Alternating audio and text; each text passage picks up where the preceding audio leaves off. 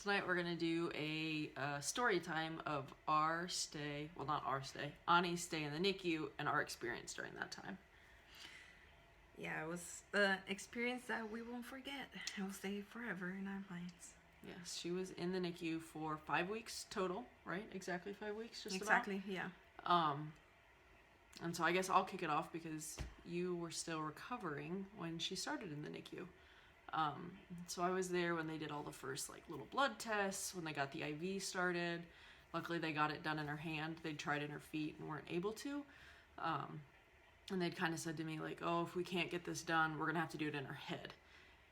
And now I really, really don't like needles, but I'd done really well to that point, and I just knew myself that if they had to do an IV in her head, that was probably gonna be where I had to draw the line. So I was really worried that I wasn't gonna be able to be there for that. And luckily they got it done in the hand. It was all good. She kept it in her hand until I think a couple days later, right? Mm-hmm. It blew out, and so they ended up moving it to her foot. And after that, they didn't need it anymore.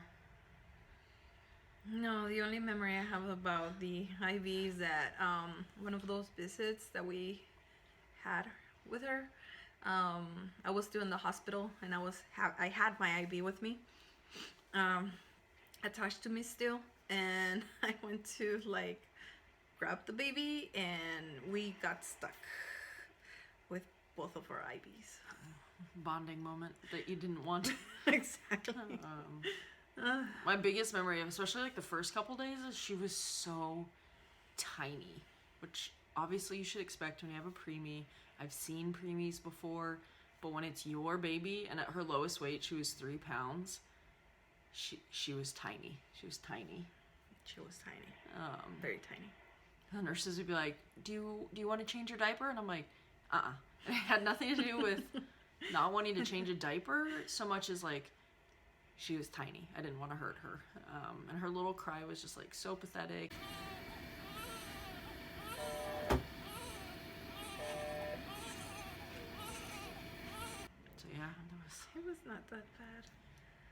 Even though that actually helped me as a breastfeeding mother, having a little bit of her crying on a video, because it helped me produce a little bit more of the milk that I needed for her, just by listening and seeing her videos. It was awesome seeing how that actually helps mom. And you were really lucky. Your milk came in right away. Yes. They pretty much were able to start her on Lauda's breast milk right away with the supplements they always add to preemies food. So in the first 36 hours up until when Lauda came down, they didn't want her out of the little isolette that she was in. I was allowed to put my hands in as much as I wanted. They encouraged me to, kind of play with her feet because they were sticking them so often that they wanted her to have good memories and good connections of touch. And when Lauda was finally healthy enough to come down after 36 hours, they let her hold her. Yay! You remember what that was like? Yes, I remember. It was, I don't know, my first thought when that happened was like, I can't believe that this tiny human was inside of me. And I noticed the nose. Yeah, there was definitely a resemblance. And the big toe. She definitely has the Moreno big toe. So I had a few clues to let me know that that baby was mine. I don't know, it's a very beautiful and weird sentiment. And I think a lot of the parents out there can relate to this feeling. You're scared, but at the same time excited. It's just all emotions at once, I guess. Yeah, I think when they brought you to visit was the first time. I had held it together really well until then. I think all through like not knowing what was going on with you, like I got teary a few times, but not too much. But I think when they finally were able to bring you down and let you hold her, like that was when it was just, it hit me. in a good way at that time, but I was definitely choked up and teary. It was really sweet. I was really waiting for that moment. I don't know, 30 something hours without being able to see your baby, it does get to you. Yeah. So for the most part, she just did kind of typical preemie things. There weren't any big issues. The biggest thing they want the kids to be able to do is hold their temperature, maintain their oxygen levels, and eat. Eating. And she was always pretty good at maintaining her temperature, but she was terrible at maintaining her oxygen levels. She was on the CPAP, like pressured breathing machine for, I think, just over a week. I can't really remember for sure. But while she was still on the CPAP, she then had some jaundice, so they had to put her on the Billy Light, which gave her these like really cool sunglasses. Want your binky? Huh? There you go. Oh, what a big girl. What a big girl. You like your binky?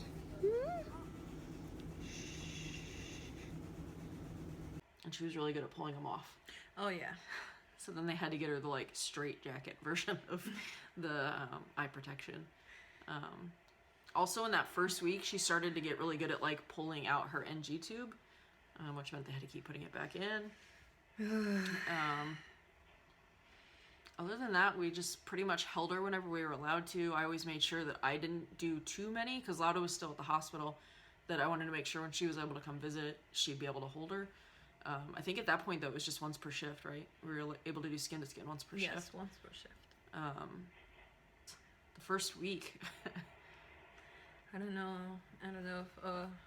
if all the moms out there, you have this knowledge of how your baby's gonna be personality-wise. Well, guess what? I knew exactly how Annie was going to be, even starting day one, I think. We actually have this nickname for her that is Miss Contreras. She always... she's always contrary. She's always doing the opposite of what we ask her to do.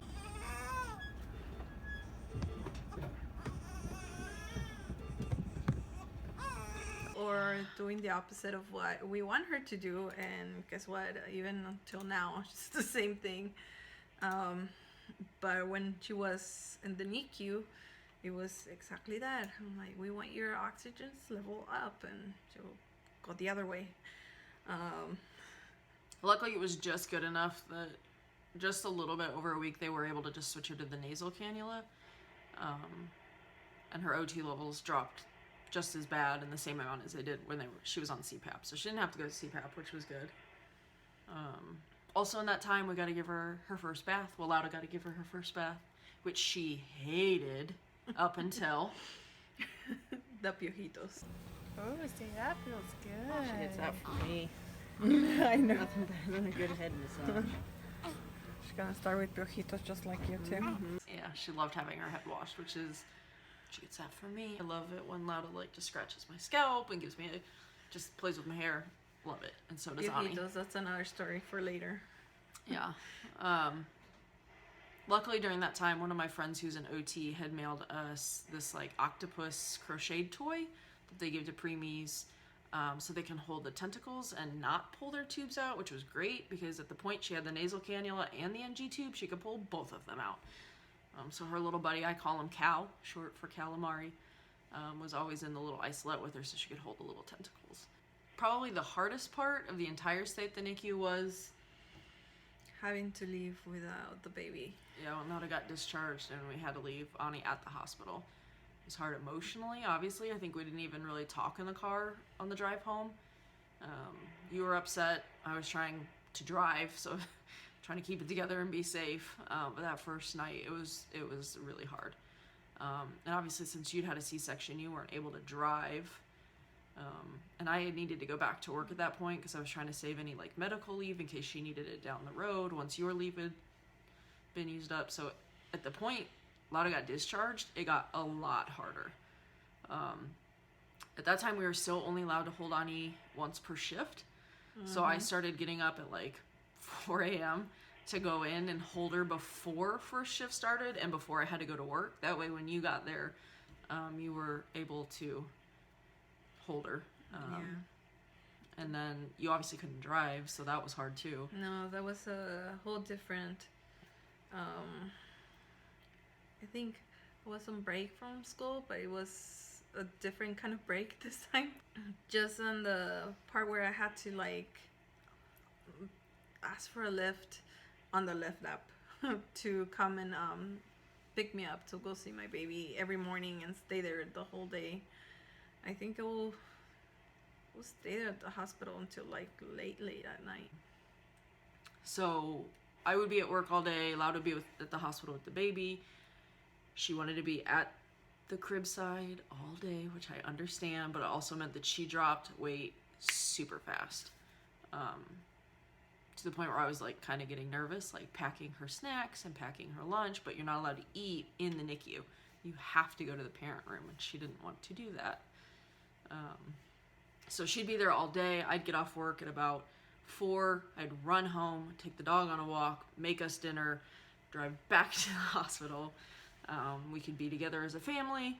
Lada could go eat dinner, knowing I was with the baby. And then we usually left at like 10:30, right?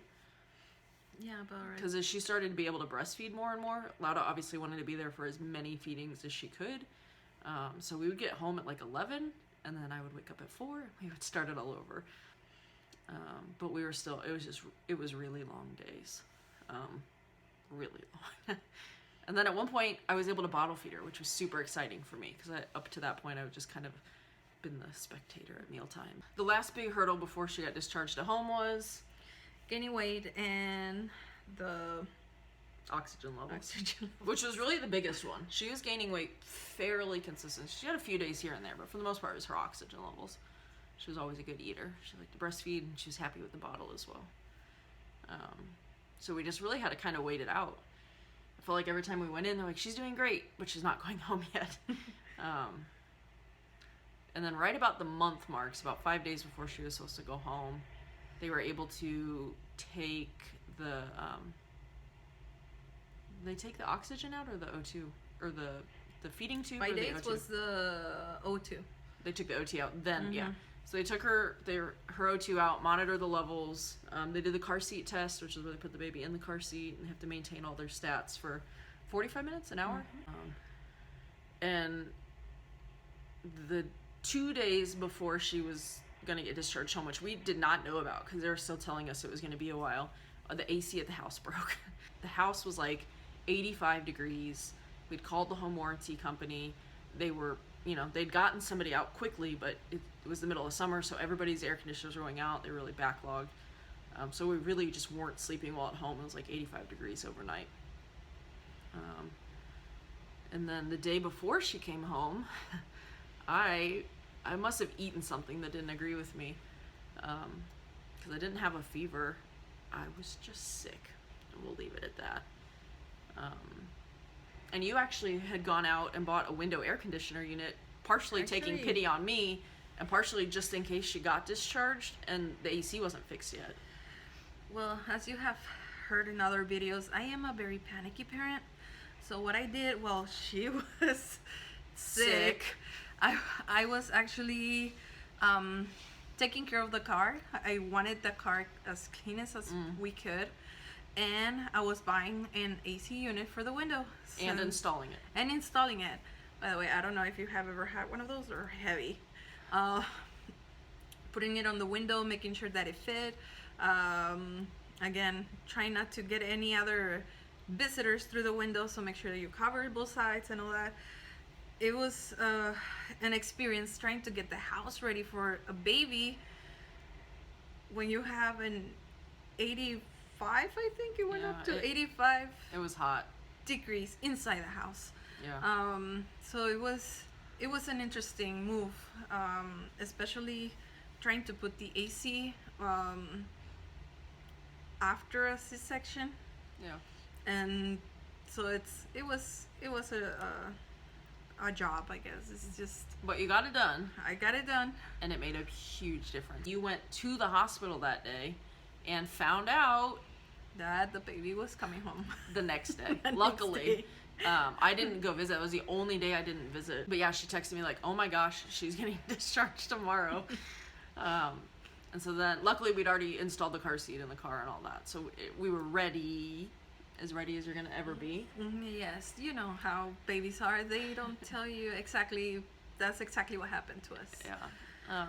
So I went to the hospital the next day when I was feeling better.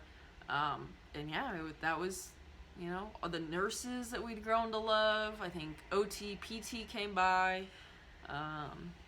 I think I still, up until now, I actually feel bad about not being able to say bye to the nurses that I really liked. Yeah. So if you're watching this video, we love you. Yes. We haven't forgotten about you. Yes. I actually remember almost all of your names. Oh, and that was actually a quick story I forgot is we had rougher days than others, but for the most part we were in as good a spirits as I think you could be. But there was one particular day where you were just really emotional, upset. I wasn't being very successful at helping. And our nurse like gave us a hug, gave us some chocolate, and very lovingly shoved us out. Told us to go get lunch, get some, you know, self-care, and then come back. And when we came back in, they had the funniest like hat with the big, there was more bow than baby. But we loved the nurses. We didn't talk very much about them. The whole team, the nurses, the pediatricians, the developmental pediatrician, the OT, the PT, the speech. They were all very all good. of them. We just had great people. But yeah, it was a bummer not to be able to say bye to all of them, but we got to come home. I remember driving, not slowly, but just like super vigilant. I think probably more vigilant than I've been ever. With her in the back seat, like, yeah, so we get home, like we said, no AC, well, except for in our master bedroom, which we lovingly called the Moreno Suite, and introduced Ani to Biscuit.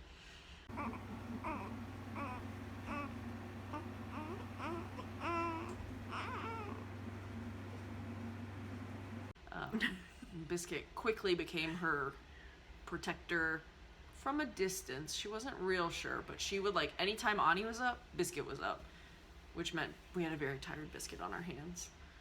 And luckily the AC got fixed the next day, right? Yes.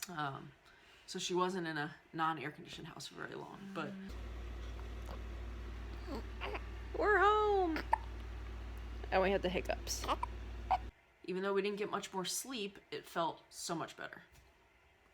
Yeah, just having the baby at home was a whole different experience. And I think a wanted experience at that point. Yes. Yes. So. And yes. Yes, and yes. So yeah, besides being tired still, I think we have been doing a pretty good job of having a baby at home. And that's it. All right. Hope you liked the video. That's our NICU story time. Bye.